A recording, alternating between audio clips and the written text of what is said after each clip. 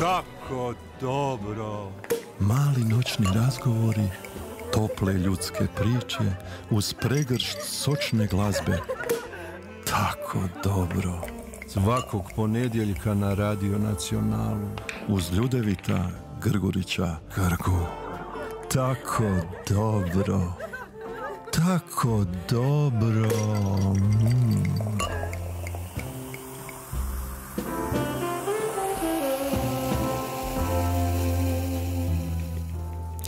O da, večeras će biti tako dobro. U društvu s Iron Woman, Đurđicom Orepić. Đu, draga, dobro mi došla. Hvala na pozivu i pozdrav svim slušateljicama i slušateljima. Dakle, ono što me zanima, kako je uopće došlo do ideje da se napiše ovakva jedna izuzetno motivirajuća knjiga, Moja priča, Iron Woman? Pa došlo je tako što u biti je došla korona i u to vrijeme nismo baš mogli se fizički posvetiti nekakvom hodanju, treniranju, bilo čemu, pa čak su otkazane i velike utrke. A ja sam od dosta mojih poznanika i prijatelja dobila nekakav impuls da bi bilo dobro da ja sve to nekako upišem u knjigu, jer bilo kakvi neki postovi po društvenim mrežama nikad nisu mogli doseći ono što bi ja htjela reći, šta ja doživljavam kroz taj sport kojim se bavim, evo već 10-11 godina, i korona je učinila svoje, znači zatvorila nas je u kuće i ja sam rekla, evo pa sad bi mogla početi pisati knjigu. Ali moram ti reći da sam izuzetno ugodno iznenađen načinom na koji pišeš, svim onim slikama, metaforama, alegorijama koje donosiš u ovoj knjizi, tim paralelnim radnjama u kojem si trenutno čas u sadašnjosti pa čas u prošlosti, dakle šetaš iz tog jednog vremena prošlosti, budućnosti, sadašnjosti, iako vjerujem, složit ćemo se, a to i naglašavaš nekoliko puta u knjizi, život se događa u sadašnjosti. Dakle, sadašnjost je posljedica naše prošlosti, kao što će i ova sadašnjost biti zasigurno posljedica neke budućnosti. Budućnosti, da. Pa jednom slučajno, ja mislim da sam čak kuhala ručak i slušala sam jednu radijsku emisiju gdje se pričalo o pisanju knjige. Znači ja tad nisam ni veze imala da ću ikad napisati knjigu, osim što volim čitati. I svoje slobodno vrijeme volim posvetiti čitanju i na taj način se odmaram. I tada je čovjek koji je pričao o tome kako napisati knjigu i ko može napisati knjigu, ja sam samo jedno zapamtila, to je sa svim ovim tečajevima koji se dešavaju i sa piscima ili bilo kim ko to profesionalno radi, on je rekao svako može napisati knjigu, ali jedan jedini uvjet je da voli čitati knjige. Da voli čitati. Pa ja sam tad počela, miješajući ručak, razmišljati o tome šta ja volim čitati, koja je moja knjiga meni najviše motivirajuća bila, o kojoj sam knjizi najviše volila razmišljati, promišljati nakon, i uvijek je bila ta takva neka knjiga koja je bila iz prvog lica pisana i koja je šetala kroz život. I tada sam nekako to zapamtila i nakon 2 godine, ja mislim, je došlo do toga da si ja kažem, pa ako budem pisala knjigu, onda će to biti tako. Šetaću kroz svoj život. Kroz vrijeme, da. Kao što ćemo i mi u narednih ovih 2 sata prošetati dobrim dijelom kroz tvoj život, draga Đu. Pa onda možda ne bi bilo zgorega krenuti, a to je na neki način i moj životni moto. Vjerujem, složit ćemo se, najteže je u životu pobijediti sebe. Pa da, imamo stalno bitku, mi koliko god mislimo da normalno da ljudi utječu oko nas, ali mi smo ti ljudi u biti, mi smo oni koji imamo odluku na kraju. Niko nam neće gurnuti ako nismo dijete ili ako nemamo neke posebne potrebe da nam određuje šta ćemo raditi. Nažalost, kao djeci su nam određivali i u dobru i u zlu, jel? Šta ćemo raditi, ali kad odrastemo, kad počnemo zarađivati svoj kruh, naše odluke su naše odluke. Koliko god mi ponekad krivili, da li je to žena, muž, djeca, nisam zbog ovoga, nisam zbog onoga, onoga, ali naša odluka je ta koja je ili bila znači hrabra i odrešita i postavili smo si neki cilj i rekli smo idem do tada, do tuda, pa šta bude, bude. Znači za to treba hrabrost, za to jednostavno puno ljudi kao što ni ja nisam do tada bila i uvijek bi išla lakšim putem, ne težim putem. Ponekad stvarno isplati se otići težim putem i doći do tog cilja o kojem maštamo, a mislimo da je nedostižan. Da, kao što smo rekli, najteže je dakle pobijediti sebe, a ti, draga Đu, moraš pobijediti i sebe i što više njih oko sebe. No dobro, idemo... To dođe samo sa sobom. Idemo od činjenice da si rođena na Rabu, dakle blizanac, 30. svibnja. Omiljeno jelo pedoće na buzaru. Pa jedno od omiljenih. Da, ja sam gurman veliki. Sretni broj 9. Da. Zašto? Otkud znaš? Pa, ti si na Radio Nacionalu iz dobro obavještenih izbora. Pa ne znam, ta 9 mi je, 8 me uvijek bila zanimljiva, znači znak jednostavno vječnosti, jel? Ali 9 mi je taj krug koji se zatvara mi u jednom dijelu i drugi je otvoren, tipično ja. Znači ja volim sigurnost, ja s jedne strane volim biti sigurna na svojim nogama i sigurna u ono što radim, a s druge strane volim neizvjesnost i tako ta 9 je ostala meni u srcu i stvarno 9 volim. Od sada sve ovo što ćemo prorazgovarati je isključivo vezano uz ono što piše u ovoj knjizi. Dakle, knjiga je ono stvarno tvoja priča gdje si se na neki način, ali ono slikovito rečeno, razgolitila od djetinjstva pa do ovih dana u kojima živimo. Ime si dobila po ocu, Đorđu. Da. U knjizi piše da su ga htjeli na neki način, da li majka ili netko od tvoje rodbine, odobrovoljiti jer je on želio sina. Pa... Kao i danas, ja mislim u 90% slučajeva koliko god mi to govorili da ne.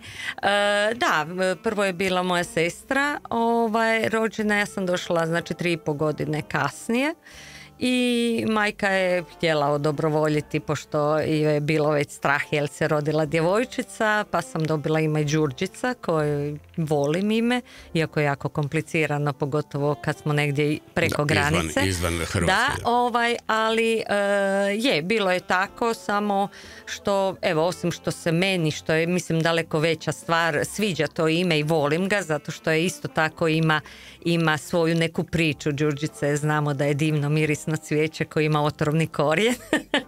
Prema tome ne može me se tako lako, koliko god izgledala krhko i sve skupa dotući.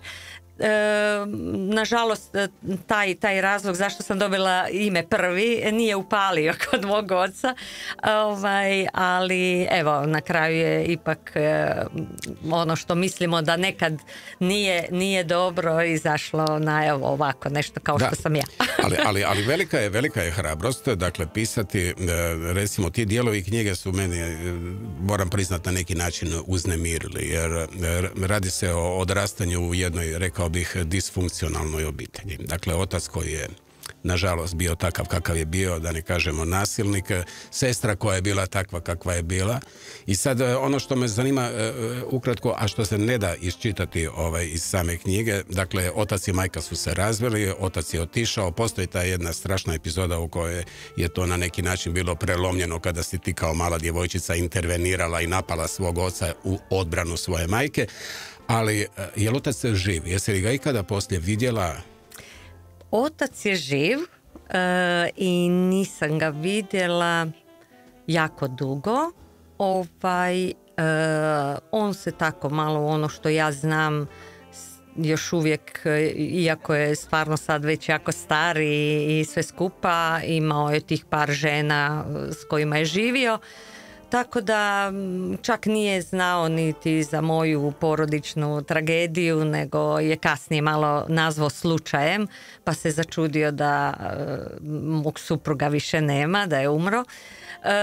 Tako da nemamo nikakve kontakte. Ne, nemamo. Na neki način izlaz je bio u Karlovcu, u to vrijeme ste živjeli i ta dramska grupa u Zorin domu u koju si se upisala, u koju si na neki način i ušla nakon što si prošla audiciju i prisjećanje na čovjeka koji je na neki način u tom dijelu tvog života zasigurno ostao u lijepom sjećanju, Berislav Frketić. Da, to je dan danas je meni slika na njega daleko, znači poput oca, iako on nikad nije bio nekakav topal tip da je on nas grlio ili da, ali njegove oči, njegova odobravanja, njegova energija koju sam ja osjećala dok bi imali tonske probe, dok bi uvježbavali tekstove, učili na pamet i tako, meni je značila najviše na svijetu jer doslovce sam bila sama, a pravila sam se da nisam, tako da, ali on je to sve vidio i tako da sam imala kod njega veliku podršku. Da, ima ta jedna opet vremenska paralela s ovim što sada pričaš, a to je činjenica da si bila sama. Posebno je dojmljiv onaj dio priče u kojem naravno kao svaka glumica pred premijeru dobivaš određeni broj ulaznica za svoju obitelj koje nažalost nisi imala mogućnosti podijeliti, ali onda kasnije kada si recimo u, rekao bih, krucijalno važnim utrkama kao Iron Woman ulazila u cilje, tu si imala suport svoje obitelji, odnosno točnije svoje djece i pratitelja svojih djevojaka, odnosno kćeri.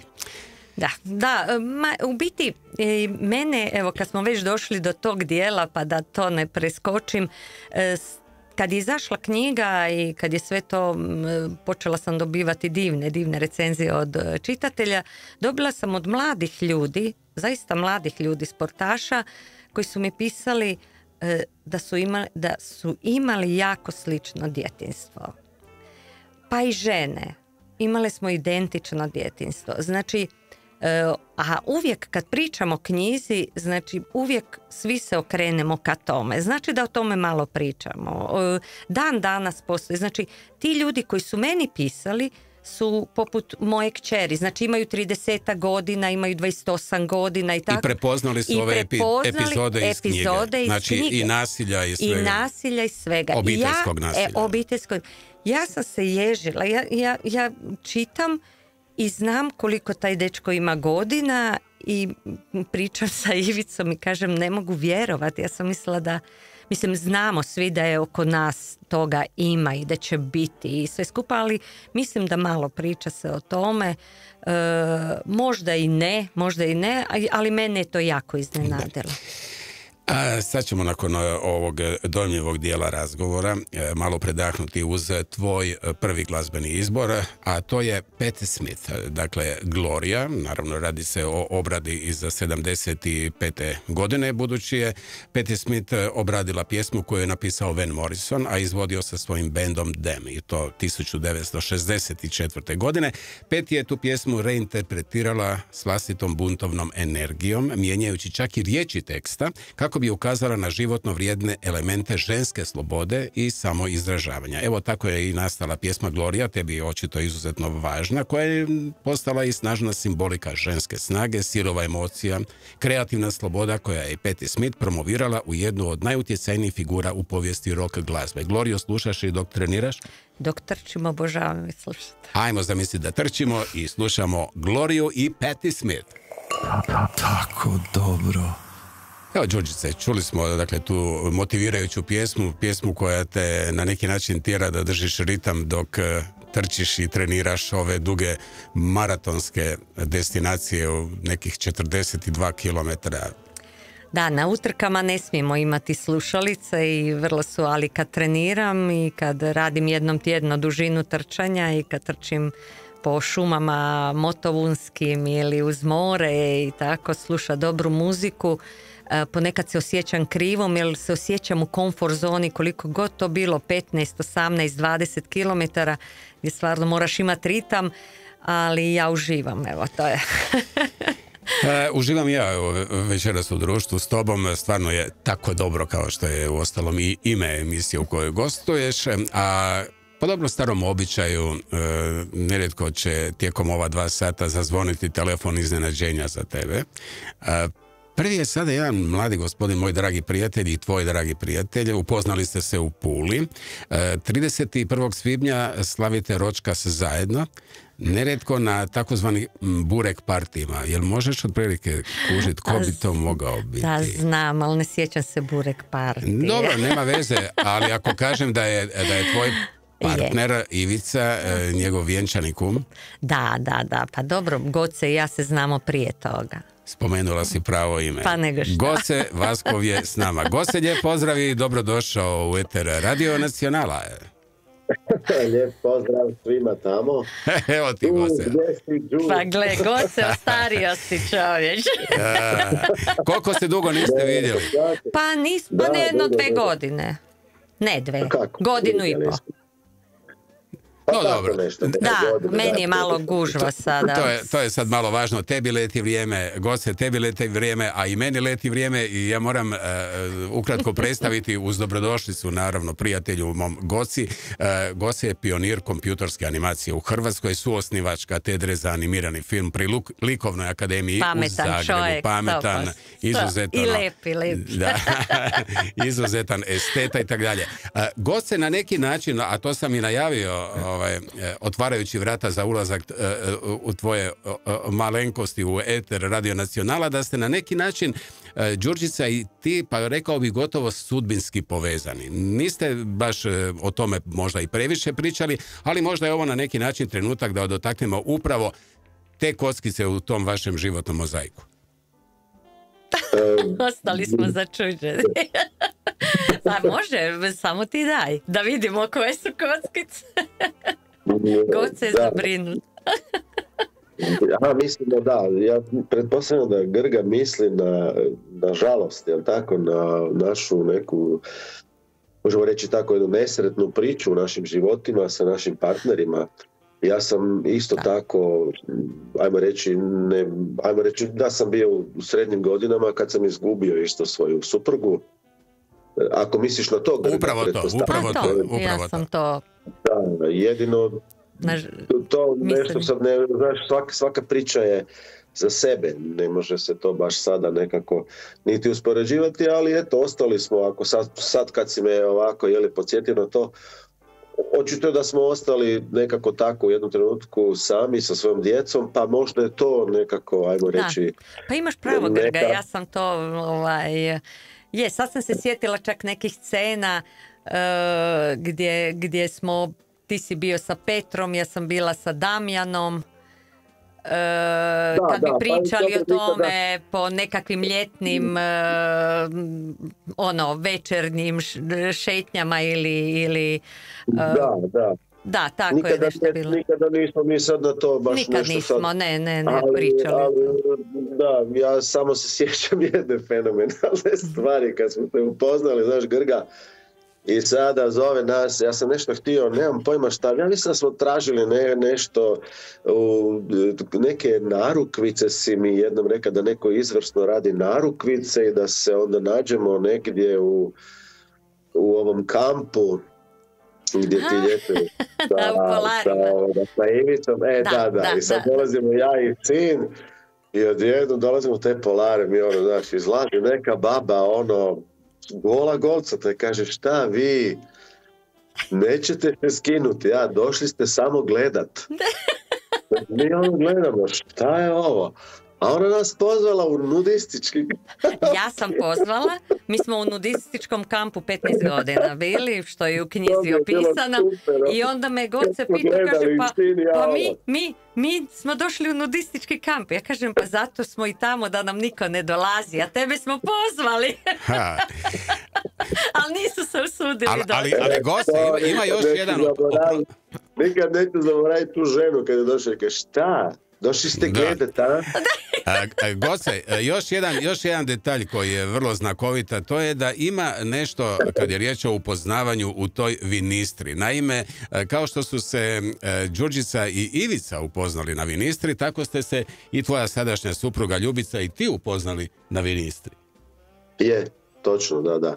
Isto, ta Vinistra je očito nekakav magični moment za nas, pritajeno zaljubljene ljude i hedoniste. Pijance. koji se zaljubljuju, sve je lijepo i krasno, tako i Ju isto, jel tako?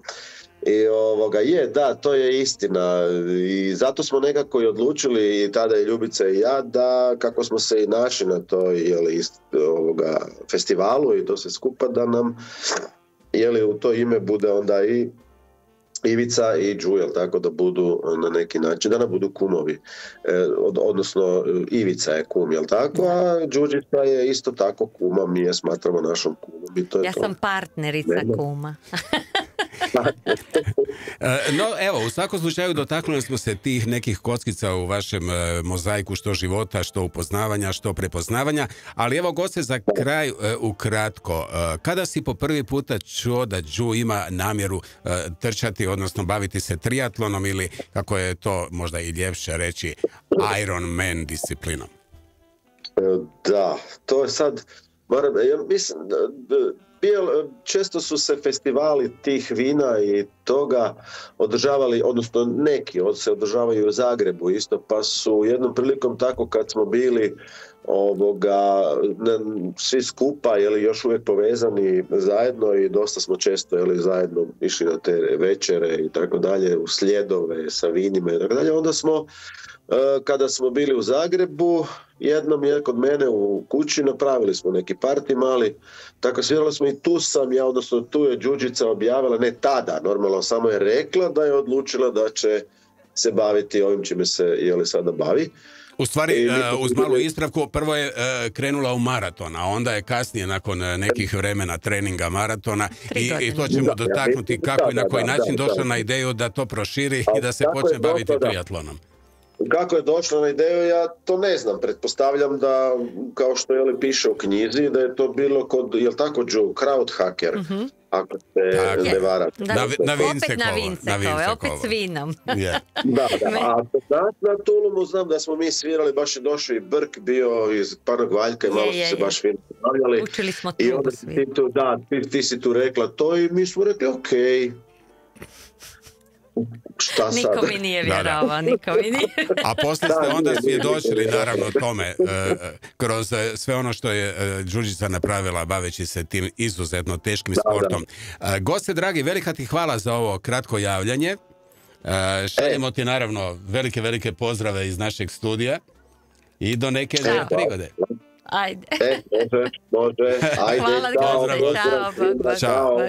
Evo dakle, Goce Vaskov kao na neki način prvi poziv iznenađenja. I činjenica da je očito negdje svemir vezao vas na način koji je, evo, i sada Goce malo prorazgovarao s tobom. Hoću reći, evo, to su takva neka prijateljska, mislim da imamo svi to u životu, pogotovo ja koliko god sam socijalizirani tip žene, volim se družiti sve, sa ovim preokretom u mom životu ja više nemam vremena za to i ja sam doslovce promijenila potpuno ploču, nisam sad okrenula B stranu, što bi se reklo, nego sam uzela drugu plejku i stavila na gramafon, s tim da sam ostala bez obzira na sve, duboko, koliko god to ljudi ne osjećaju sigurno, kao što je duboko povezana sa onim što je bilo prije. Toga ćemo se naravno morati još malo dotaknuti kroz naredno vrijeme razgovora koje nas očekuje, a sada ćemo opet predahnuti uz drugi tvoj odabir, drugi glazbeni broj, Steve Miller Band. Serenade. Dakle, legenda kaže da je Miller dobio inspiraciju za pjesmu Serenade dok je noću promatrao nebo u pustinji, razmišljajući o čovjekovom mjestu u beskonačnom svemiru. Pjesma je prožeta motivima putovanja, ne samo fizičkog, već i duhovnog, a govori o, ovo je slikovito rečeno, jedrenju nebom i slobodi koja dolazi u zoru. Tebi je to sve itekako dobro poznato, jer tvoji treninzi nerijetko puta počinju u samu zoru. Da. Steve Miller Band. Tako dobro.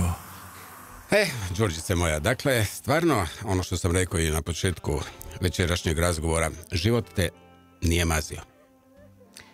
Pa, mislim da je većini ljudi tako u životu. samo što neki ali ovo su otvore baš bile teške i rekao bih bolne ove epizode koje si morala preživjeti, koje si morala na neki način napraviti transformaciju same sebe da bi iz toga izašla. Dotaknuli smo tu kockicu koju je i Goce spomenuo, gubitkom svoje supruge, a ti gubitkom svoga supruga. Teško je ovdje izreći onu misao, a to je da, ili životni moto, da nerijetko puta kada vam se dogode neke stvari koje mislite da su najteže u životu, kasnije se pokažu kao najboljima.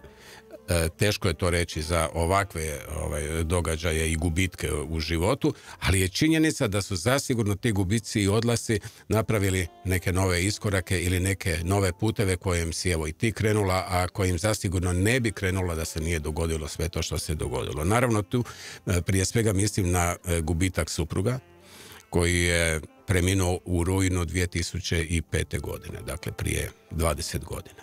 Da. Ostala si s 3 djece, djevojčice Maksin, Petrom i Damjanom. Da. Damjan je bio 4 godine, Petra 12 i Maksin 15. 16, da, tu negdje 15,5. Da. Da, pogotovo kad se to desi ženi koja je doslovce imala muža koji je sve odrađivao i koji je bio izrazito obiteljski čovjek i mi smo imali svoju firmu i radili smo zajedno, ali ono što i piše u knjizi i to priznajem, jer tako sam i odlučila pisati knjigu, da to bude iznutra, da to bude nešto što... To je gotovo kao neka psihoterapija, u stvari to pisanje. Da, ja kad sam trebala završiti nakon skoro 2 godine, kad me izdavač pitao Đu, hoće ta knjiga, ja sam samo napisala njemu i urednici no book, no triatlon, i prestala sam trenirati i iako imam dole u garaži džim cijeli sa svim i sve skupa, ja sam jednostavno obukla kućnu haljinu i posvetila se pisanju i shvatila sam da je to rovovska bitka sa samom sobom. I kasnije kad sam pričala sa djecom, kad su pročitali tu knjigu i sve skupa, Petra mi je rekla, ali mama, neke stvari s nama nisi pričala, a rekla si to u knjizi. Ja sam rekla, ne samo da nisam s vama, nego nisam ni sa samom sobom ikad to pričala. Znači, ja sam ušla u potpuno neku drugu dimenziju da bi mogla pisat.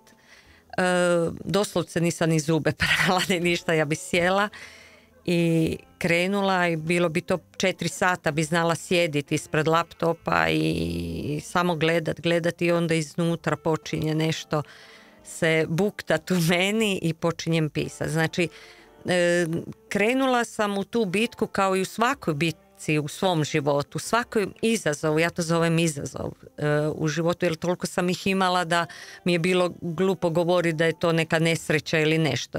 Sam život je izazov, živjeti je izazov i najvjerojatnije i umrijeti izazov, ali to što sam toliko se otvorila i iskreno ispričala, zato ta knjiga je toliko i popularna. Zato, iako sam ja stvarno laik i to je moja prva knjiga, ja nisam nikakav profesionalac i nemam veze s tim, ali kažem, volim čitat i kad bi čitala nakon šta bi napisala da uopće ne čitam, nakon 2 dana pročitam, ja bi se zgrozila i rekla bi, Jesus, ja stvarno to osjećam, ja sam to napisala i to je tako. Da. Ali to je stvarno jedan stvarno težak, da ne kažem gotovo uznemirujući doživljaj dok čovjek čita tu knjigu, dok čita o tome kako si se u stvari do zadnjeg trenutka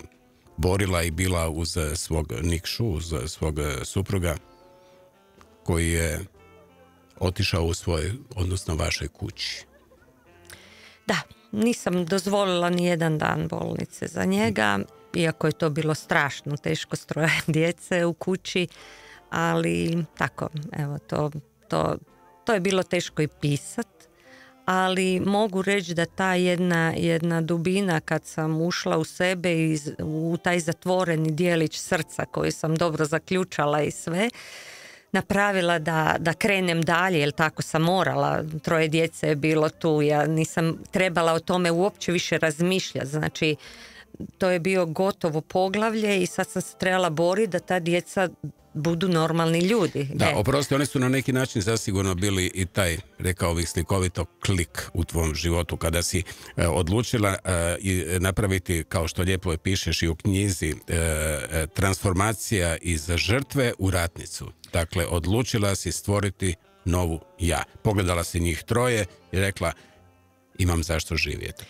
Pa je, i da, to je to, jer s druge strane imala sam djetinjstvo gdje je moja majka bila pasivni promatrač svoje nesreće, odnosno nas kao obitelji, jer je tako odgojena. Ona nije znala drugačije i društvo okolo nas je gledalo, ne daj Bože, da taj otac kakav god je, da njega nema u kući, je gore nego da smo mi same, jel? Što je totalno suludo. Ali to je tako, to i danas u nekim dijelovima naše lijepe isto tako, da žena ako će ostati sama sa 2 kćeri ili 3 kćeri, da će biti osuđena, doslovce bolje da trpi nasilnika u kući nego da ostane sama. Pa gledajući nju kroz svoje djetinjstvo gdje je ona bila pasivni promatrač svoje nesreće, i trpila, ja sam vidjevši da okolina doslovce očekuje i da je to normalno da ja padnem, doslovce, klecnem. Dakle, oprosti, to su neke epizode u životu kada dolazi do čišćenja prijatelja i prijatelja pod navodnicima. Pa je, ali evo to je isto jedna priča koja je toliko puta opisana i u romanima i u filmovima i u serijama, da ljudi koji imaju, koji se znači ističu u društvu kao što smo se isticali mi kao obitelj, jer smo bili vrlo uspješni u svom poslu, kao u tom optičarskom i zastupništvu i sve to skupa, unijeli smo to u neku novu državu i sa nekim novim brendovima i sve to skupa. Normalno da smo onda tu i materijalno se i obogatili i imali lijepi standard i sve to skupa, da kod ljudi se rađa zavist i to je prirodno, jel? Tako da je tu bilo puno manje prijatelja nego što sam ja mislila. Na kraju je od tog nekog prijateljstva dosta njih u biti vrlo rado htjelo me vidjeti da sam na koljenima, da tu padam. Pa onda je baš u meni proradio taj isti inat koji je djevojčicu odveo u Zorindom. Znači, kad sam rekla neću biti žrtva, potrudit ću se, moja je odluka šta ću ja napraviti. Možda neću uspjeti, možda moja djeca će biti nesretna cijeli svoj život, možda se više neće nasmijati, možda prošli su kroz taj jedan period kad je otac doslovce umro u kući i ne znam šta će se desiti, ali ja ću dati sve od sebe, šta god mogu, da im pokažem da ću ja stajati uz njih.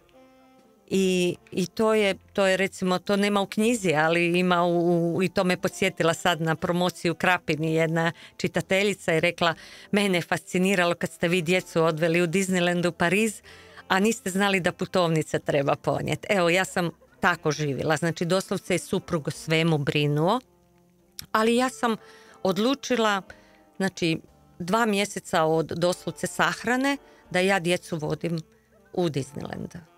I to je bila moja odluka i to je bilo strašno teško meni napraviti i klecala su mi koljena i sa njih 3 i sve to skupa, ali uspjela sam. Smijali smo se tamo, crtali su nam po licima, bili smo bundeve, bili smo sve i svašta, ali djeca su bila vesela, ponovno sam vidjela njihov smiješak na licu i krenuli smo dalje. Da. Od one djevojčice koja je rekla dosta i otišla u Zorindom, pa do odrasle žene koja je rekla sad je dosta i nakon ove stvarno velike tragedije odlučila ići dalje, pa i onda nerijetko puta u utrkama Ironmana, odnosno ti kao Iron Woman, kad si rekla dosta, idem prema cilju. Vrlo znakovito u svakom slučaju. No, sada ćemo opet malo srediti dojmove ovoga što smo prorazgovarali.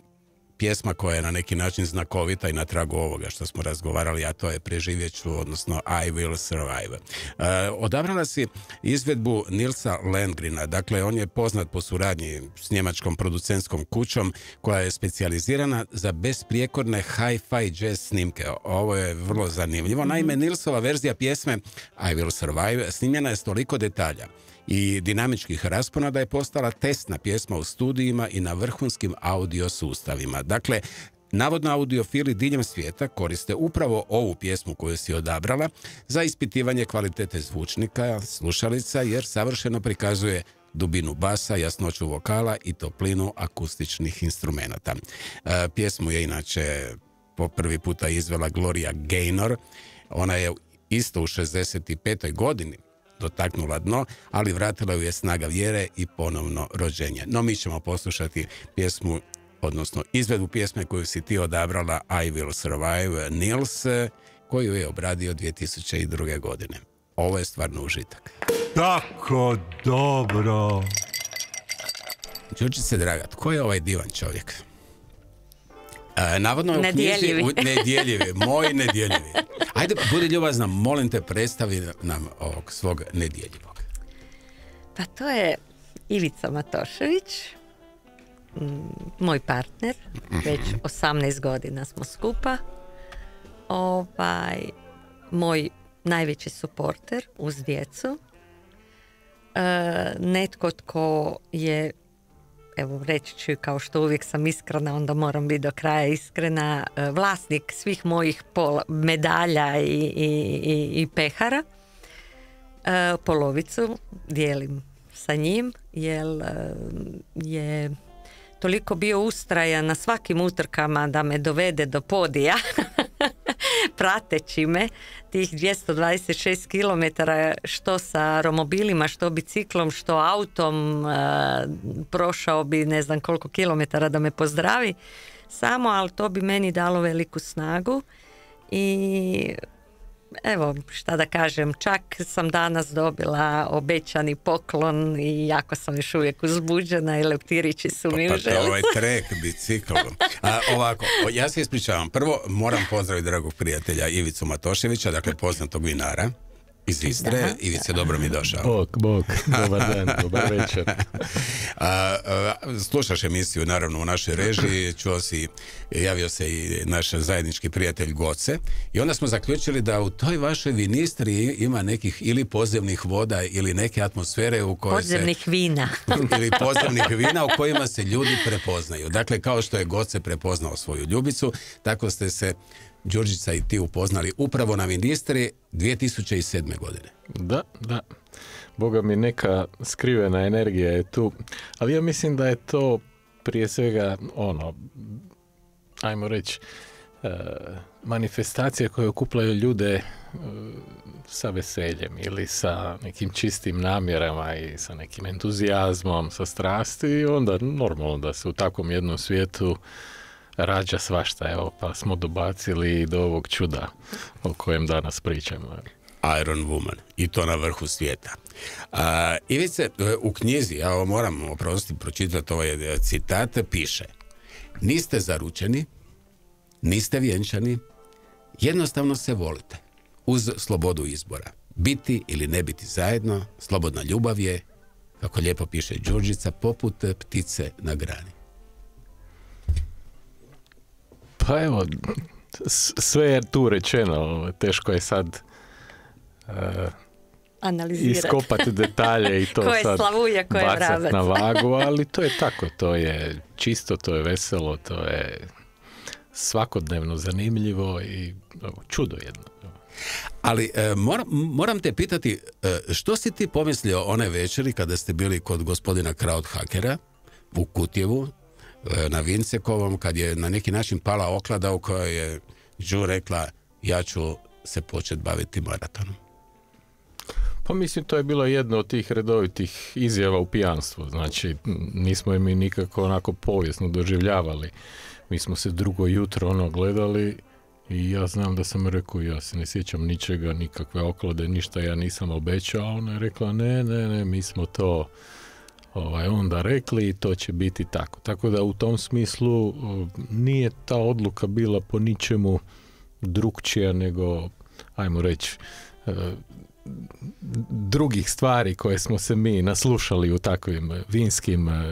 Da, ali kada si shvatio da to ide sada ipak nekim ozbiljnim putem, da dakle ono što je ona rekla nije bilo samo inspiracija u tom, kako si rekao, dobrom raspoloženju, nego da je tu sada već opet u pitanju ono što Đurđicu krasi, a to je očito žestoki inat, jer kada je pala oklada, to je zasigurno bilo i tekako motivirajuće da krene tim putem. Mislim, ja sam to vizualizirao kasnije kad je ona krenula na prvi polumaraton, to je bilo možda 2-3 mjeseca nakon toga, gdje je to meni bio kraj svijeta. Ja sam plakao dok je ona ulazila u cilj nečega što je danas njen trening. Hoću reći, prolazili smo kroz te korake i te faze tog, nazovimo ga, fizičkoga preispitivanja ili mučenja do nečega što je, kako da kažem, postala svakodnevnica.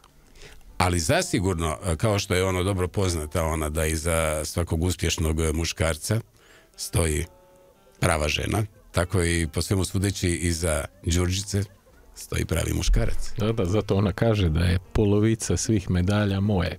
Dakle, ako ona ne kaže, kažem ja. Ali od uvijek je bio tvoj support, od uvijek je bio tvoja potpora. Mi smo znači već bili 2 godine skupa kad sam ja krenula, ali do tada ja nisam, on nije vidio na meni tenisice nikada.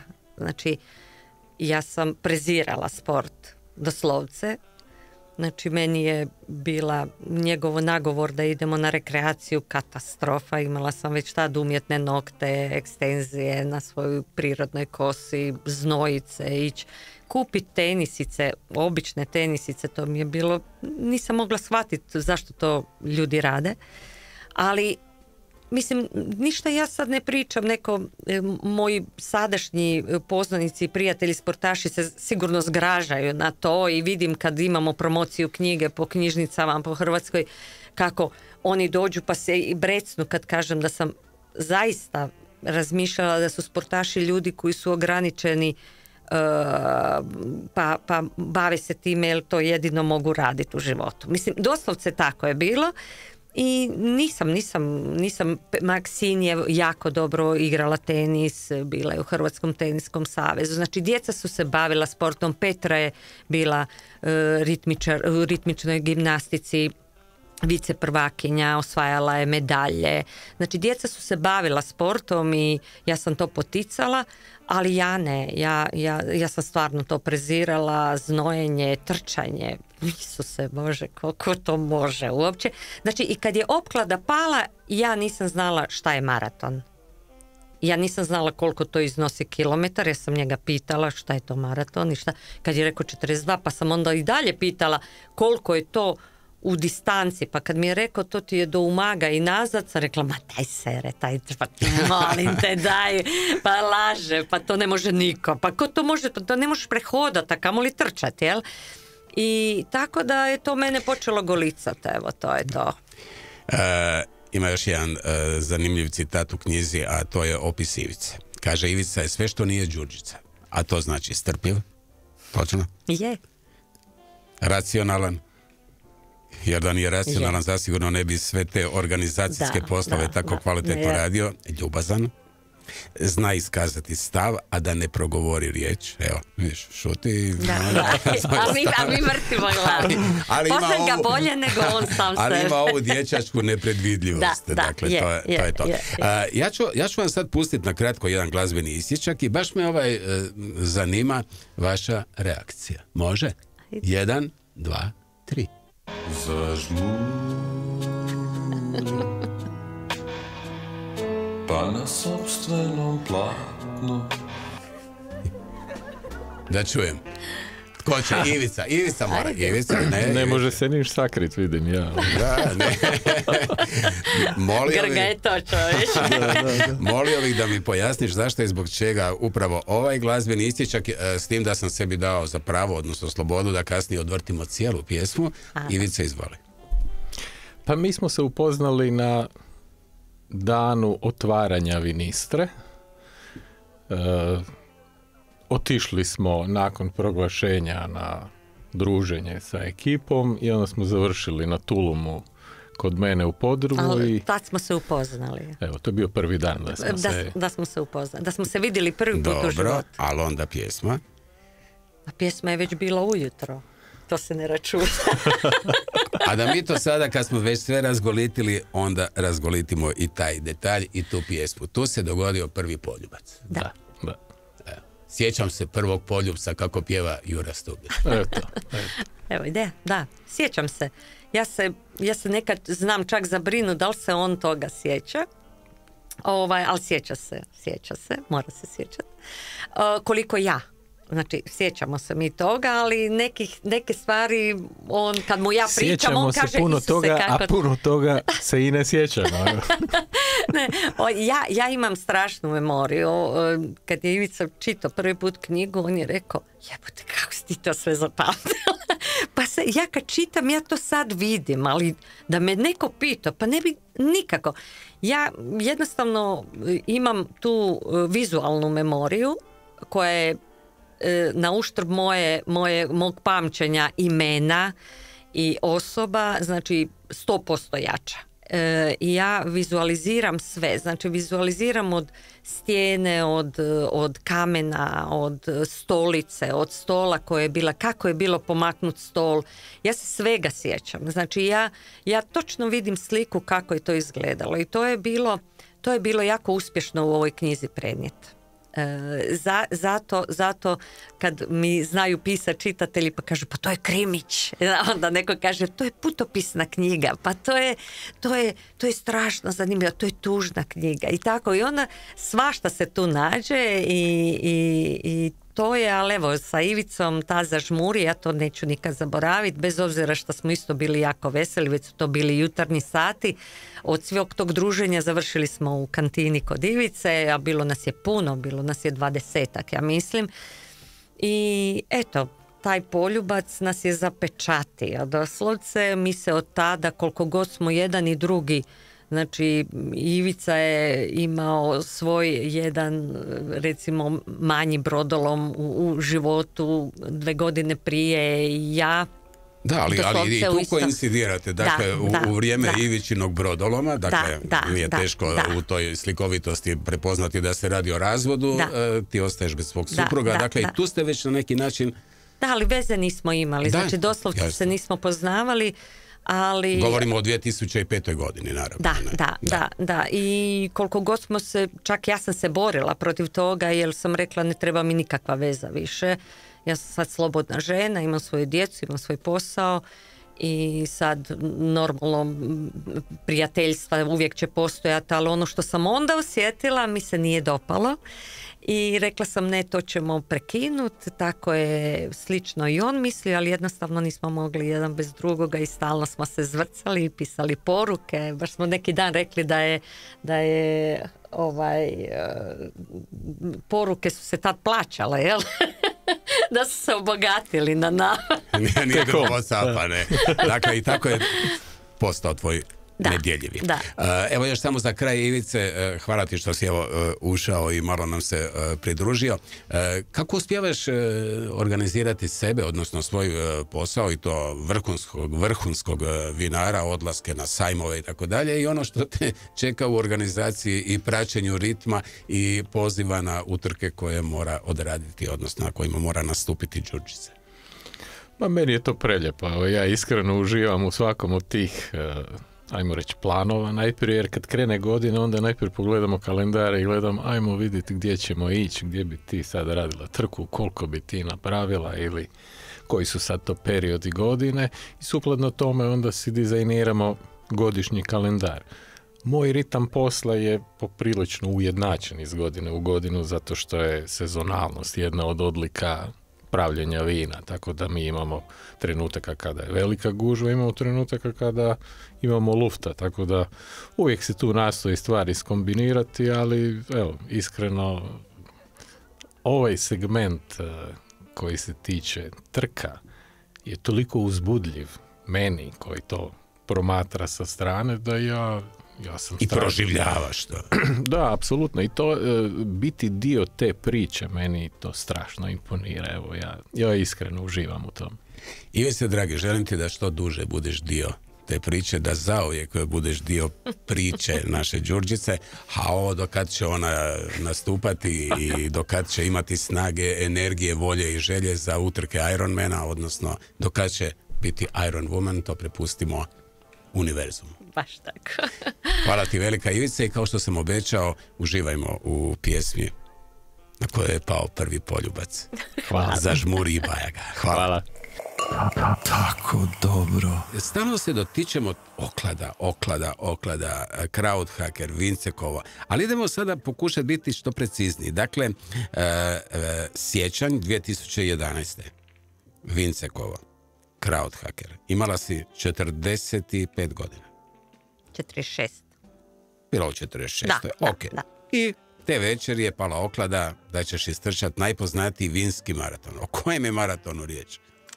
Predivan je, stvarno, evo, to je, da sam makar neki ružan izabrala, pa ono jednostavan, neki komercijalni, kao što su Pariz ili Barcelona, ili, iako su svi posebni, da se razumimo, ali maraton du Médoc, to je najpoznatiji vinski maraton na svijetu, održava se u Bordeauxu, trči se kroz 26 vinskih dvoraca, koja nikad ne bi mogao uspjeti niko na svijetu proći, zato što se oni inače popodne zatvaraju i možeš proći u 7 dana to. Ne možeš proći 26 vinskih dvoraca više od 2 na dan ili 3.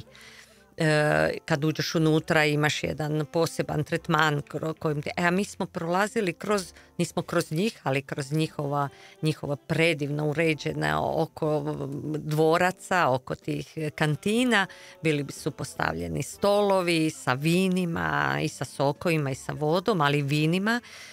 Tu bi bila muzika, tu bi bila živa muzika ili rock and roll ili neki džezić ili nešto, i tako ti trčiš po vrućini, to je... Oprosti, to je maraton pod maskama. Pod maskama. Mislim, na YouTube je predivno, ima tih par njihovih kratkih isječaka iz maratona, i ja kad sam vidjela to, ja sam mislila da kad smo došli na start i to je 11.000 ljudi pod maskama, uvijek je neka tema, recimo tad su bili likovi iz crtića. I taj moj prvi maraton bila je tema likovi iz crtanih filmova. I to je bilo svašta. To je bilo nevjerovatno za vidjeti. Znači, doslovce kao da ili da sam umrla, pa sam sad otišla u neko, ili me neko teleportirao na nekakvu planetu gdje ja zaista se ne uklapam. Kao prvo, bio mi je to prvi doticaj, to je bilo jako kratko treniranje, znači nekih 6 mjeseci treninga, s tim da nisam prije nikad trčala, i jednostavno biti tamo na tom startu je bilo takva inicijacija da je to... Da, navodno se kotizacije, odnosno brojevi za nastup na tom maratonu rasprodaju u roku keks. Ti si usprkos tome rekla, pa ja ću nastupiti na tom maratonu, i onda kad netko kaže ja to stvarno želim, poput tebe, to se i otvori. Da. Ja sam došla bez broja, niko mi nije rekao da trebam imati broj. Pa mislim... Ali onda, kako lijepo piše u knjizi, se otvorilo jedno mjesto, naprosto zato jer jedan od glavnih organizatora nije mogao nastupiti. Da. Jer je bio bolestan. Ali to je tako išlo easy, da je to čudo. Znači, kao da je neko rekao, evo, to je sad tvoj put, ti si krenula tim putem, sama si izabrala i sad evo ti ga, jel? Sjetila sam se ja toga na nekom 30. kilometru masu puta, i tog isto vlasnika šatoa koji mi je dao broj sam isto spomenula par puta sa nelijepim dodacima, ali kad sam ušla u cilj, bio je to moj preporod. Dakle, onda si sve ono što također apostrofiraš u knjizi, 1, 2, 3 aforizma, život je čudo ako ga živiš. Đu, ti stvarno nisi normalna, to se nerijetko puta provlači kroz knjigu, ili anything is possible također. snovi proriču budućnost. Dakle, pred ovu utrku si navodno sanjala tamne konje. Da, koji trče i onda sanjala sam tamne konje koji trče kroz veliku šaš, onako uz neku plavu vodu.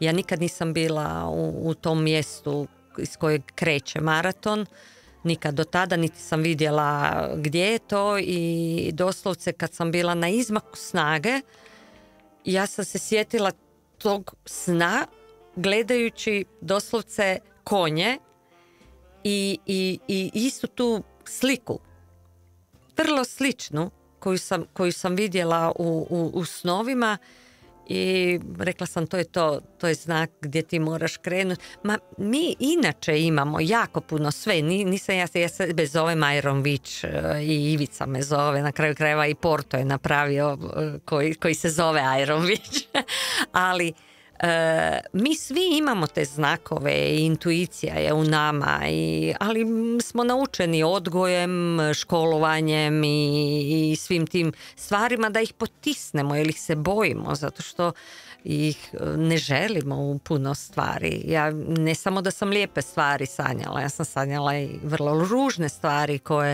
koje su se obistinile.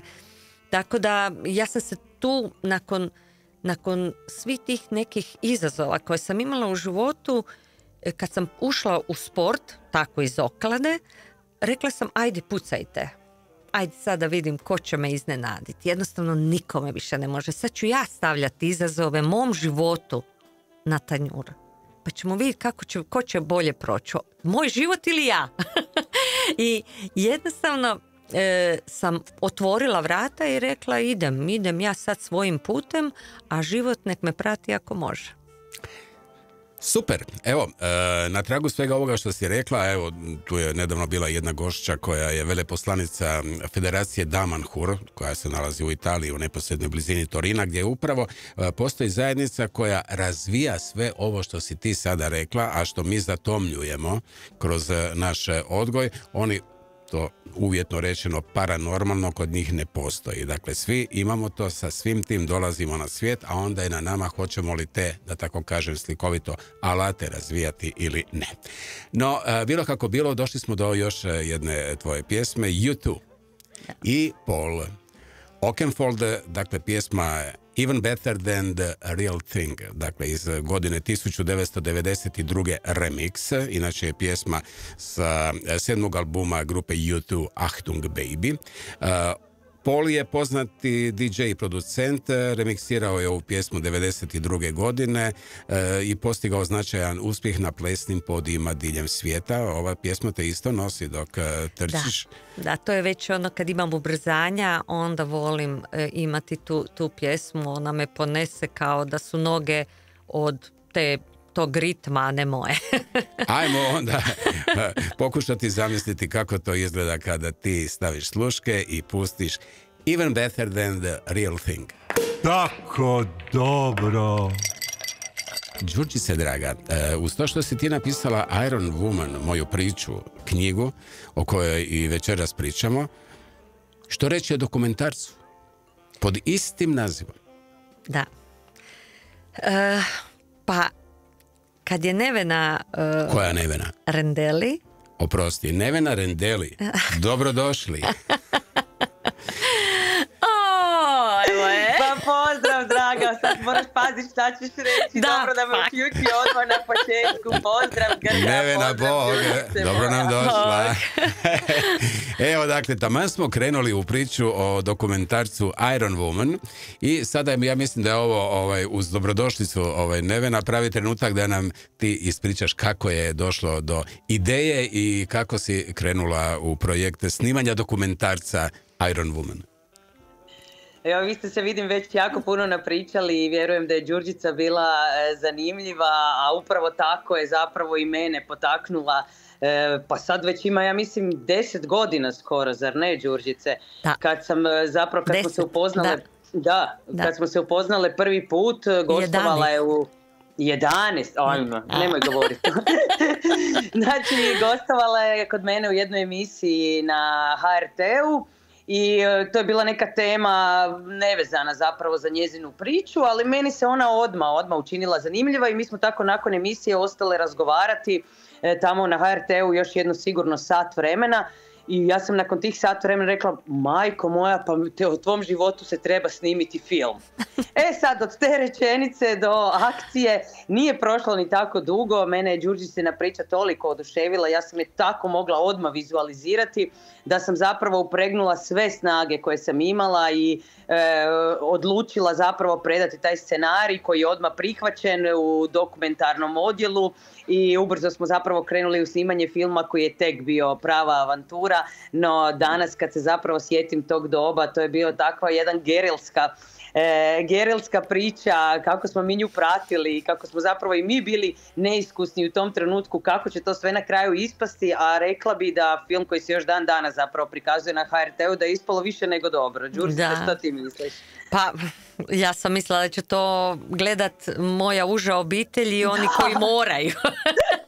Tako sam i ja mislila. Ali stvarno sam doživjela strašan šok kad me Nevena nazvala, rekla bit će promocija u kinu, poslije će biti party.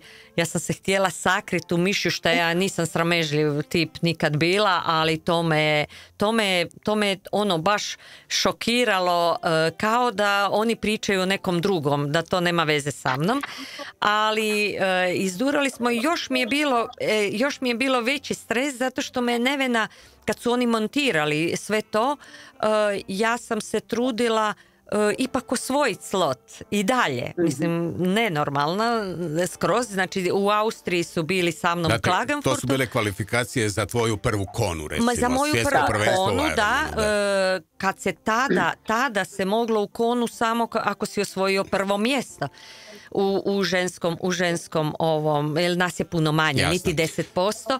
I jednostavno kad je ona meni počela, kad me Nevena zvala i rekla, hoćeš ti doći pogledat to što smo mi, ja sam rekla, nemoj mi niš, jer ako ja dođem i počnem gledati, ja ću reći, joj, gle kako tu izgledam, gle ovo, ma ne ovo, pusti, ja tebi vjerujem, što sam je skroz otvorila srce i oni su bili divni. I rekla sam, neću gledat. I onda kad sam vidjela da se to emitira na hrvatskoj televiziji kao džingl između sporta i vijesti i da će to biti navečer u prime time i da će biti ta prva premijera u kinu, u Tuškanac, i da će doći neki poznati, najpoznatiji ljudi i sve to ne znam, jednostavno je to bio Nevena. Da. Nevena, još samo nakratko, činjenica je da je tvoja ekipa snimala Đurđićin treninge u Rovinju koji su počeli u ranu zoru, bi počinjali negdje u 4 sata ujutro. To je bilo jako zanimljivo, smo bili mi nekih 11 godina mlađi, pa nam se zapravo sve nekako činilo. Bili smo u onoj mladenačkoj dobi kad zapravo ostaješ do 4 ujutro vani, a ne dižeš se u 4 ujutro, ajmo tako reći. I onda kad nam je ona zapravo dala svoj raspored treninga i kad smo morali biti u 4 ujutro pored Poreča u jednom kampu kako bi snimili kad ona kreće plivati, znači to je bila najbolja scena ikad. Dolazimo mi, zapravo cijela naša ekipa, ne zna se tko je umorniji, jel možemo uopće otvoriti oči, a Đurđica već na nogama skače u more, kaže ajde, mi pa ne možemo tako brzo, moramo se namjestiti. Oni su bili ogrnuti u dekice, ja nisam mogla vjerovati.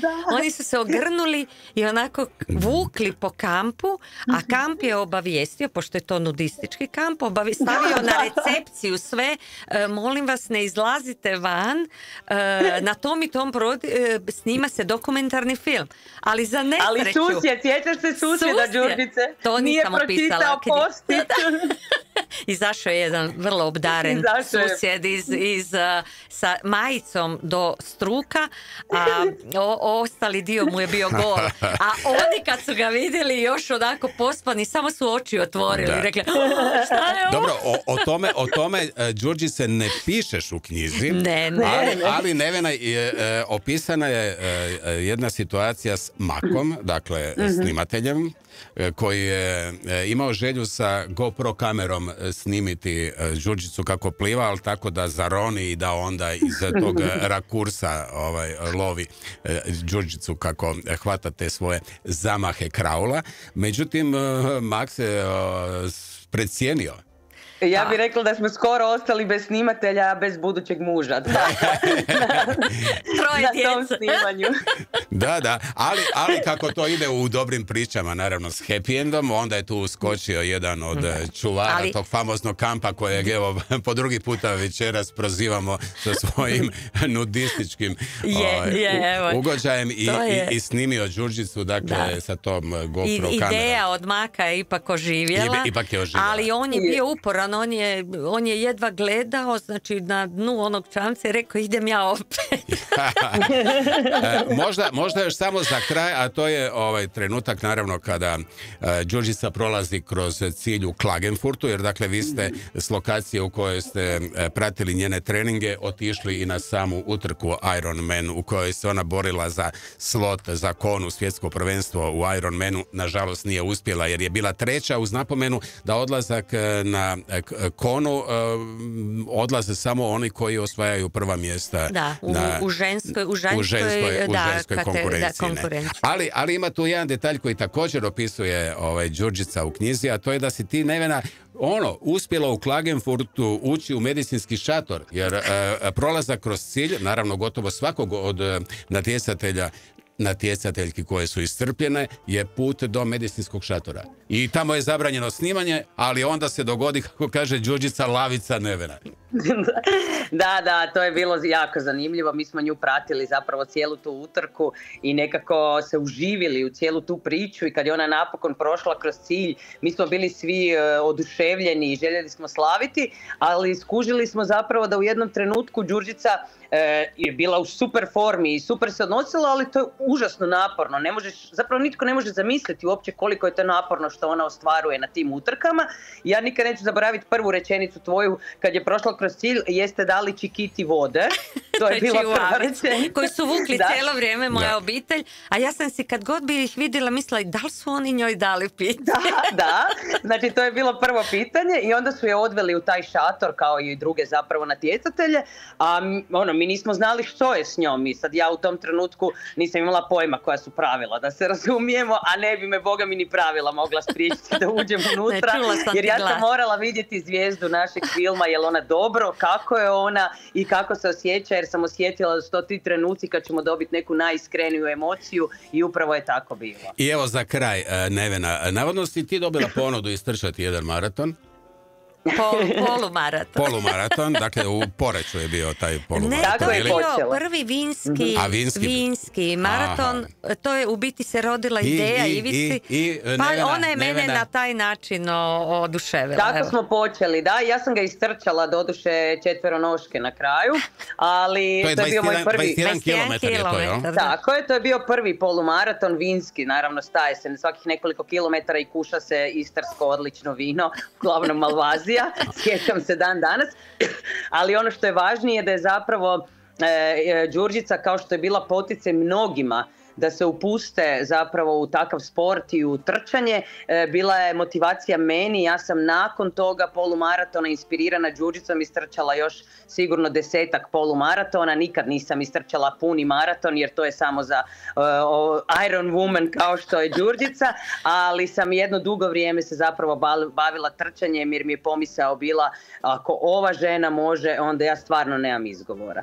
Nevena draga, velika ti hvala što si nam se nakratko pridružila u večerašnjoj emisiji. Želim ti sretan put jer oko 22 sata Nevena ide puta Sarajeva. Dakle, leti. Hvala ti velik pozdrav i kao što si rekla, ova knjiga Đurđica Orepić, Iron Woman, moja priča, zasigurno je velika motivacija za sve one koji prolaze razne epizode, prije svega teške u svom životu i koje je moguće pobijediti na način kako je to nerijetko puta dokazala upravo naša Đurđica. Velika ti hvala vama što ste me vidjeli i šaljem velike pozdrave i puste Đurđice, javi se za kavu. Velika hvala, poljubci iz studija Radio Nacionala. Ćao. Evo, Nevena je ukratko ispričala sve ono što je prolazila s tobom kroz treninge i onda u utrku u Klagenfurtu u kojoj si bila treća, ali samo nakratko ćemo napomenuti da si prvi slot za Konu nakon Klagenfurta osvojila u Francuskoj u Višiju. 2 mjeseca. I to 2 mjeseca nakon utrke koja je bila itekako naporna kad govorimo o Ironman disciplini u Austriji, točnije u Klagenfurtu. Dakle, u Francuskoj Viši pobjeda ti donosi slot za Konu i odlaziš na svoj prvi Ironman World Championship. Da. Svaka čast. Hoćemo opet malo predahnuti uz mjuzu. Može. Ima ova jedna pjesma Uzalud me budiš u 5:30. To ti ne znam koga budi. Vjerojatno ti Ivicu kad se vratiš s plivanja već u 4 Sad više ga niti ne bude. Ali evo, mnogi sad već znadu i pretpostavljaju da je riječ o idolima, pjesmi Kenozoik iz 82. godine. Naziv dolazi iz geološke ere koja eto traje i danas, epoha u kojoj su sisavci preuzeli dominaciju nakon izumiranja dinosaurusa. Pjesma danas uživa naravno kultni status među ljubiteljima eksperimentalne glazbe, a Kenozoik je dokaz koliko su idoli bili ispred svog vremena i zašto ih se danas smatra jednim od najinovativnijih bendova ondašnje ex-jugoslavenske scene.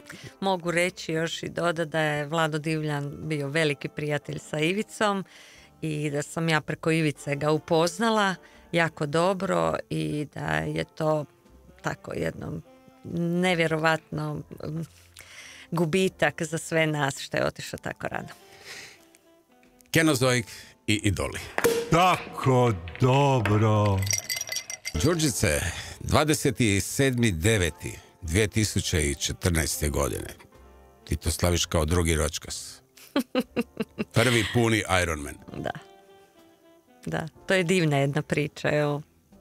Nikad nisam bila neka skromna duša, uvijek bi, ali nakon samo 8 mjeseci treninga sam otišla na Majorku i napravila prvi Ironman. Puni. Puni. Što znači, ukupna dužina, dakle, drage moje, ovo dobro slušajte, ukupna dužina tog prvog punog Ironmana kojeg je uspjela realizirati Đurđica Orepić iznosi u dužini 226 km. S tim da je na Majorki još bila neka 2 km da, više na biciklu. Malo više na biciklu. Da. Uglavnom, plivanje 3,8 km. 3,8 km plivanje. I onda istrčite iz mora, bacate se na bajk i vozite 180, odnosno na Majorki 182 km. I onda siđete s bajka i trčite siću, 42,2 km, dakle to je maraton. Ono što mene fascinira, Đurđice draga, imala si već tada 50 godina. Da, punih 50. I taj triatlon si prešla, sjećaš li se vremena? Da, 12 sati i 10 minuta. Tako je. Ali Đurđica ne bi bila Đurđica da nije zadala novi cilj. Pa je Ironman Majorka je tada bio prvi put i onda su ga ukinuli. Više se nije. Jer je bio jako težak. Bio jako težak. Sad se ponovno, prošle godine su ga aktivirali. To je bilo jedno vatreno krštenje. Mm-hmm. I kad sam završila taj Ironman, drugo jutro sam rekla ja sam svemir, ja mogu sve šta hoću. Ja sam vanzemaljsko biće i ja želim u Konu. Mislim, to je bila ludost definitivno, ali šta ćemo bez ludosti, ne vrijedi ni život. Ne bi danas Đurđica Orepić bila ovdje. A, kao što sam rekao, 50 godina prelaziš triatlon za 12 sati i 10 minuta i onda zadaješ novi cilj, a to je preći puni Ironman ispod 11 sati. Pa da, Klagenfurt ima puno utrka po cijeloj planeti i ima one koje su teške, visinska velika razlika u bicikli, kao što je Majorka, i brz, ali težak isto, ima visinsku razliku, to je Klagenfurt. Znači ja sam uvijek sebi zadavala nekakve teške Ironman utrke. Ima recimo Emilia Romagna u Italiji koja je ravna, koja ima sveukupno na bicikli 100 metara visinske razlike. Znači, ja sam sebi uvijek davala preko 1500, 1700, 1800 plusa u bicikli. Znači, to su teške biciklističke staze po planinama. I nakon toga je daleko teže trčati, da se razumijemo, jer više dehidriraš. Ja ne stajem na bicikli, ja zgrabim svaki 25 km imamo okrpnu stanicu gdje nam volonteri dodaju doslovce bidone da si uzmemo ili bananu ili nešto i zamijenim bidon. Da, i to ja vozim dalje. Znači kad siđem s bicikle odmah trčim. Ja ne sjedam, ja samo promijenim sprinterice za tenisice, stavim naočale za sunce, šiltericu, okrenem broj i piči. Tako da je to zaista iscrpljujuće, nema masaža kao na maratonu Dumedok gdje su nas čekali stolovi za masaže, pa topla hrana i tako, nego ja sam sebi uvijek zadala da ja mogu biti tu najbolja, da ću ja dati sve od sebe do svoje zadnje trunke snage, da ću trčat i ući u cilj, pa makar pala u nesvijest, što se desilo par puta. Znači u Klagenfurtu nisu oni mene odveli zato što sam ja bila iscrpljena. Svi smo iscrpljeni nakon 226 km, nego zato što sam pala u nesvijest. Mislim, ja sam bila puno puta na infuziji, na svema, ali zašto? Zato što ne želim komfort zonu. Kroz svih tih 226 km ja se ubijam. Ja sam stalno u zadnjem atomu moje snage. Znači ja nikad nisam rekla sad ću ja, evo sad u Nici kad mi je rekao Ivica, kad sam sišla s bicikle koja je užasno teška, znači skoro 2500 plusa, idemo sa 0, idemo u planinu na 38 km i više vozimo samo uzbrdo. I kad sam počela trčat, osim što mi je vikao da sam najljepša, što mi je već bilo čudno, najljepša i da mogu šta god hoću, da sam sigurno treća, ja sam toliko ušla u nekakvu komfort zonu. Prvi put, moj 13. Ironman u 10 godina, da sam rekla idem prvi put na WC se popiškit, što nikad inače ne radim, jer to se obavi dok trčiš, poliješ se malo vodom, malo te istuširaju, niti ne osjeti. Prvi put je malo teško, poslije to ide bez problema. I tad sam prvi put rekla, kad sam sigurno treća na svjetskom prvenstvu, gdje dolaze najveće zvijeri, znači 1700 žena koje su pobjedile, su došle u Nicu. I prvi put je organizirano svjetsko prvenstvo samo za žene. I to je bila takva moć žena u toj gradu, da je to bilo nevjerovatno. Meni je zujalo u ušima. Imala sam osjećaj da je nestvarno sve to oko mene. I ja odem na WC i lijepo se popiškim prvi put na WC-u, izađem van i krenem trčat i evo Ivica i viče, imamo problem, stižete Njemica. Znači, nije mi suđeno komfort zona. Ja sam ušla u ovaj sport da bi dosegla granicu koja je dostojna mene. I znači ta stepenica je morala ići uvijek gore i gore i gore. Niko to meni nije rekao. Ja sam age grouper, ja radim svoj posao, ja brinem o djeci, ja brinem o kućnim ljubimcima, brinem o mami. Znači ja imam svoj život koji živim i ja sebi zadajem stepenicu više. Znači googlam koje su najbolje triatlonke u mojoj kategoriji i vidim tu je olimpijska prvakinja iz ne znam koje godine, da je to žena koja je već trenerica, ova ima svoj kamp, znači to su najbolje u top 5, top 10 u mojoj kategoriji. I ja kažem pa šta? Možda će jednu imat grč, možda će jedna ovako, možda će onako, možda ću ja baš zablistat na toj utrci. Znači ja sebi dajem takav cilj da ona druga Đu se znoji i viče ti nisi normalna, ženo, stani, hodaj malo. Ne, ja sve dajem od sebe. I to je moja priča koja je evo tako opisana, da jednostavno mi je trka značila ili umreti ili preživiti i biti na postolju. Sad ćemo opet morat malo predahnuti uz tvoj glazbeni izbor. Ovo je zanimljivo, John Osborne. Shake your hips. Yes. Vrlo znakovita. Da. Joan Osborne je inače poznata po svom eksperimentiranju s različitim glazbenim žanrovima, uključujući i bluze, ali evo, čisto kao mala zanimljivost, njezina verzija pjesme koju ćemo čuti iz 2012. godine snimljena je uživo u njujorškom studiju s ciljem stvaranja autentičnog sirovog bluze zvuka. Tako je odlučila tvoja gospođa Osborne. Inače, Shake Your Hips je originalna pjesma koju je 1966. godine napisao i izvodio Slim Harpo, inače poznat po svom utjecaju na blues i rock glazbu. No, ovo me je inspiriralo na neki način, Đurđice, jer ako bismo pokušali recimo kvantificirati koliko se tvoji bokovi tresu dok trčiš maraton, to bi bila teška pretpostavka jer postoji naravno puno varijabli poput brzine, poput hoda, umora i terena. Ali hajde da to pokušamo razložiti na jedan zabavniji način. Naime, tijekom trčanja, a posebno na maratonskim udaljenostima, tvoji bokovi sudjeluju u pokretu svakim korakom, točno? Da. Za maraton pretpostavimo prosječnu kadencu tvog trčanja od oko 150 koraka u minuti, što je poprilično recimo konzervativna procjena, ali to znači da se recimo tvoji bokovi pomiču s lijeva na desno 150 puta svake minute. Dakle, kada trčiš maraton od 42 km, tvoji bi se bokovi tijekom cirka 4 sata mogli pomaknuti oko, ne znam jesi li to kad računala, Ne. 36.000 puta.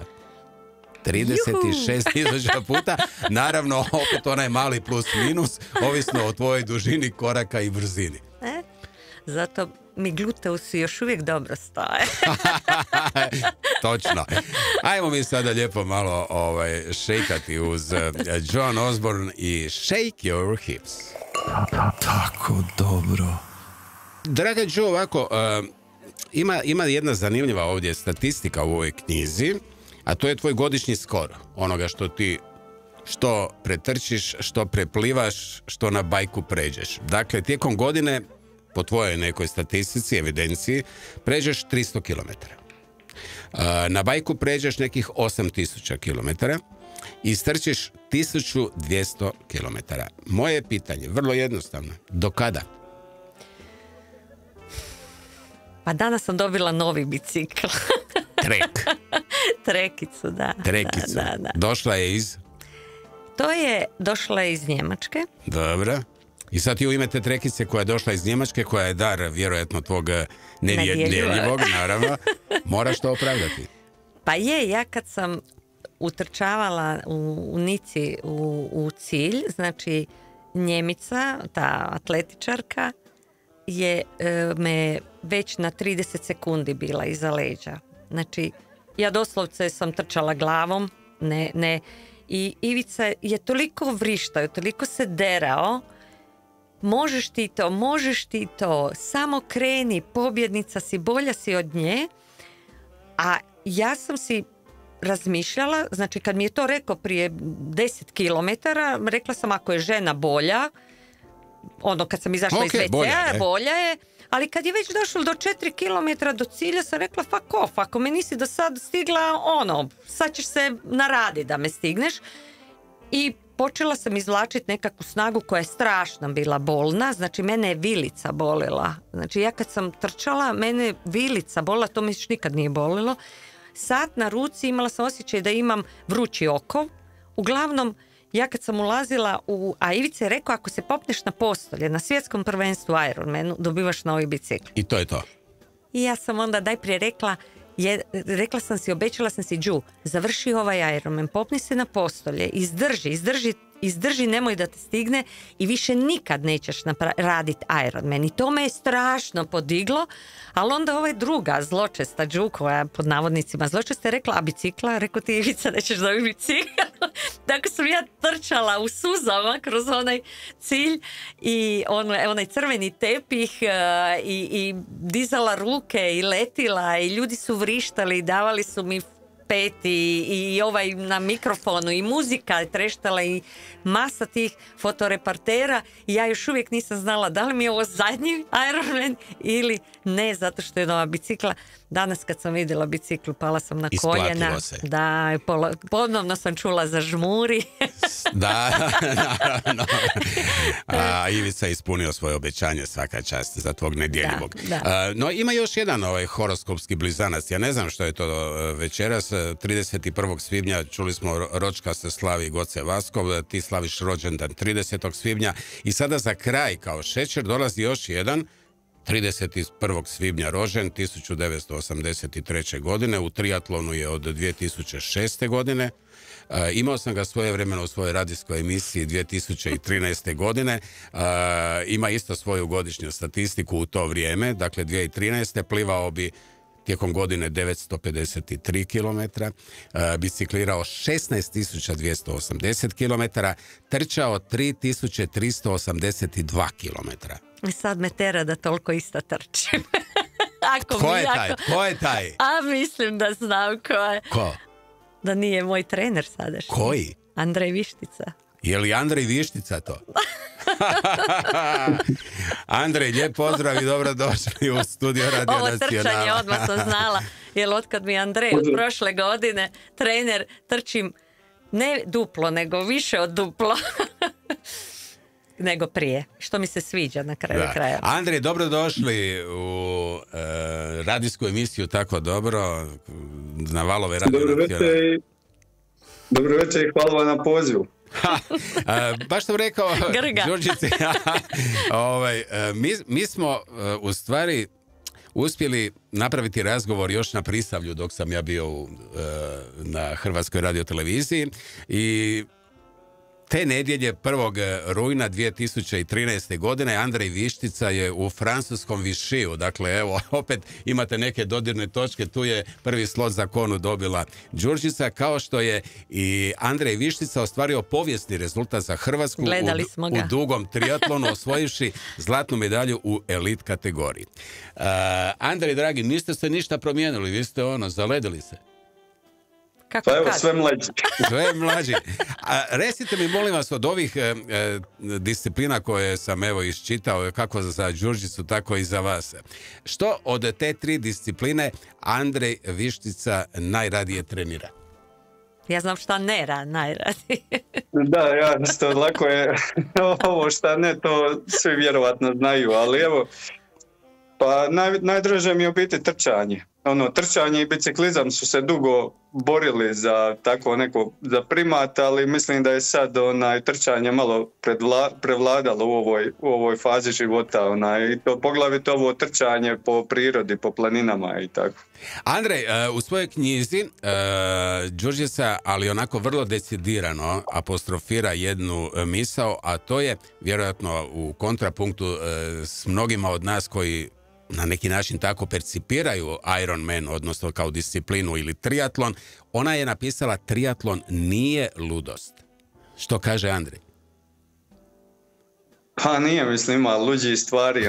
Triatlon je sve u svemu, koliko god puno vremena zahtjeva, u biti zahtjeva puno vremena ako se kod Đurđica hoćete natjecati za postolja na svjetskom prvenstvu ili ako hoćete nastupati u profesionalnoj kategoriji, ali može on biti puno uravnoteženiji, ajmo reći, da se sa puno manje treninga isto postići neke rezultate i popraviš zdravlje i mislim, općenito poboljšaš život, kvalitetu života. Što možete istaknuti kao najveću, ajmo reći tako, sportsku vrlinu Đurđice Orepić? Upornost. To je vrlina koja je broj 1 za ovakve discipline. Bez upornosti nema ništa, a od toga sve drugo počinje. Ali hoćemo li se složiti ako kažemo da je Đurđica ipak na neki način fenomen, činjenicom da je sa 47 godina počela trčati, sa 49 godina učila kraul, dakle prvi puta je zaplivala. To se još uvijek vidi. Da, samo ove neke, evo, ovi neki detalji iz njezinog života, kako ih vi percipirate kao, evo, dugogodišnji triatlonac, a sada i njezin trener? Pa da, mislim, fenomen je definitivno, teško je, mislim, prvo u takvoj dobi uopće odlučiti se za nešto tako ekstremno kod triatlona, drugo onda, a dobro, doduše onda jedna stvar vuče drugu, bio sam u nekakvoj sličnoj poziciji, kreneš prvo da završiš utrku, pa onda vidiš da to ide bolje, da ima nekog napretka, pa malo više zagrizeš i onda tako, odjednom se nađeš na nekim postoljima. Ali definitivno je fenomen, malo ljudi bi se za tako nešto odlučilo. Da. Andrej, kada ste prvi puta čuli za Đurđicu Orepić? Pa nemam baš tako detaljnu evidenciju ko vi, vidim da sve zapričano, tako da, a što sam stariji godine brže prolaze, tako da se sad ne mogu sjetiti kad smo se prvi put upoznali. Možda kad su bile one utrke u Poreču 2013. možda tako. I tad je palo poznanstvo. Pa je, bilo je,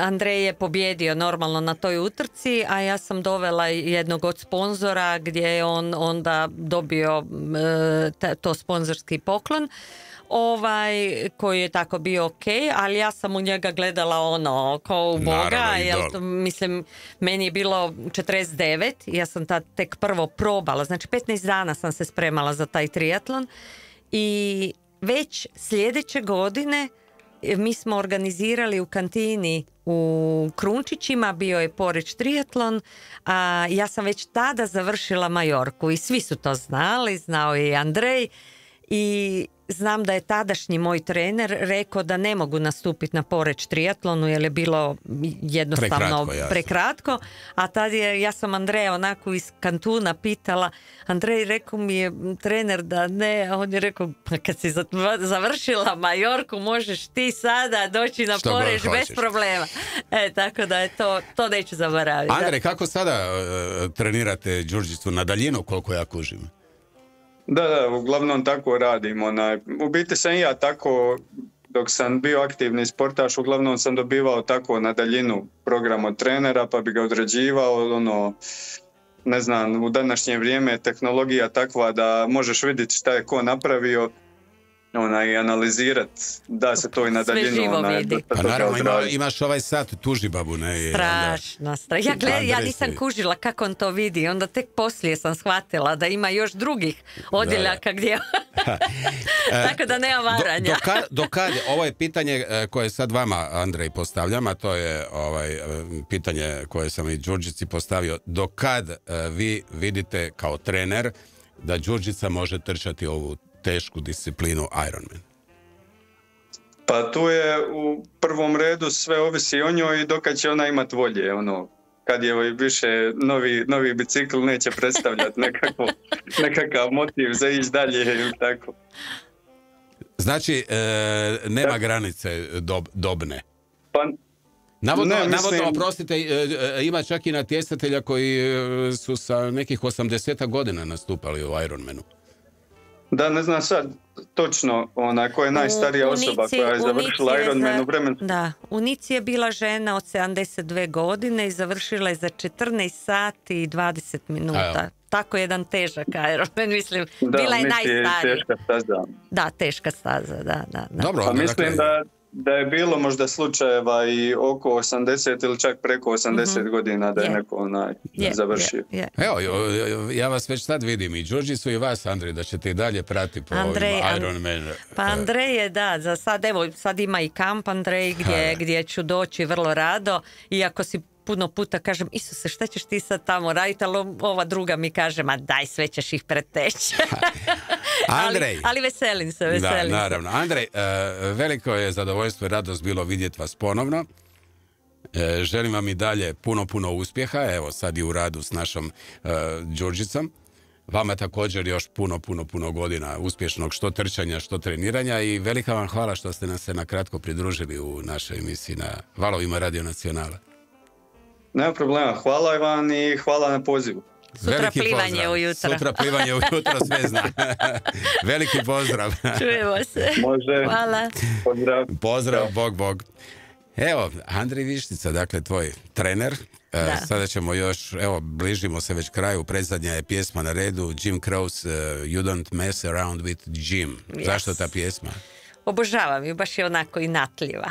Je inatljiva, ali je ti poznato da je inspiracija za svoje pjesme Jim crpio iz stvarnih priča i likova koje je upoznao tijekom životnih putovanja, a legendarna priča iz konkretne ove pjesme koju si ti odabrala kaže kako je Jim jednom prigodom ušao u bar koji je bio puno grubijana i čuo kako pričaju o nekom opakom tipu koji vlada njihovim kvartom i onda ga je to inspiriralo da napiše priču o Jimu, tom moćnom liku iz New Yorka koji se bavi prevarama, kockanjem, ali na kraju biva prevaren i pobjeđen od jednog skromnog tipa s juga. Evo, to je ta priča. Znači, jedan od najsmiješnijih trenutaka, Jim bi to kasnije pričao ako incidira i s njegovim imenom, bio je u vezi pjesme kada su neki obožavatelji mislili da je ta priča stvarna. Ljudi su ga pitali je li Jim zaista postojao, je li stvarno završio tako kako kaže pjesma, a Jim je uvijek s osmijehom govorio da su njegovi likovi inspirirani stvarnim ljudima, ali ih je on malo začinio kako bi stvorio epske priče. Jednu od tih epskih priča odabrala si i ti. Tako dobro. Đurđice, evo nas na samom kraju. Triatlon, slikovito rečeno, voda, zrak, zemlja. Da. Ima u knjizi i lijepa legenda o nastanku triatlona. Godina 1978. Američki nosač aviona i 3 marinca, oni su u biti bili, jedan je bio biciklist, jedan je bio maratonac, jedan je bio plivač na duge staze i tako malo su se prepirali čija je disciplina najteža i onda su odlučili da naprave jednu utrku sa dužinama, znači da to budu maratoni i da to bude biciklistički maraton, plivački i trkački i da vide kako će to izgledati. I tako je krenuo Ironman. I zasigurno nakon toga Ironmana nismo ništa zaključili. Ne. Ali evo, za kraj sam sačuvao, naravno ima tu i nekih izvedenica, dakle osnovnog Ironmana, to smo rekli da je to 3,8 km plivanje, 185 km bicikl, trčanje maraton 42,2 km, ali onda ima i double Ironman. Znači to je a tu se već spava, tu se već odmara, tu su to recimo mene nikad me nije inspiriralo, ni malo. Ja želim kad u komadu da se ne stane, da nemam nikakvih jednostavno prekida, da krenem u to i da inicijacija ide. Da mi odmah u tom danu znamo na čemu smo. Znači da je Đurđica ispod 11 sati, a ne da recimo, ne znam, pročitao sam čak da postoji i deka Ironman, dakle 10 dana. Pazi, plivanja 38 km, bicikl 1800 km i trčanje 422 km. Mislim, suludo. Mogu Kažem, potpuno te razumijem i apsolutno ovaj osnovni i jedini pravi Ironman je ono čime se i ti baviš. Da li si možda čula za Davida Gogginsa?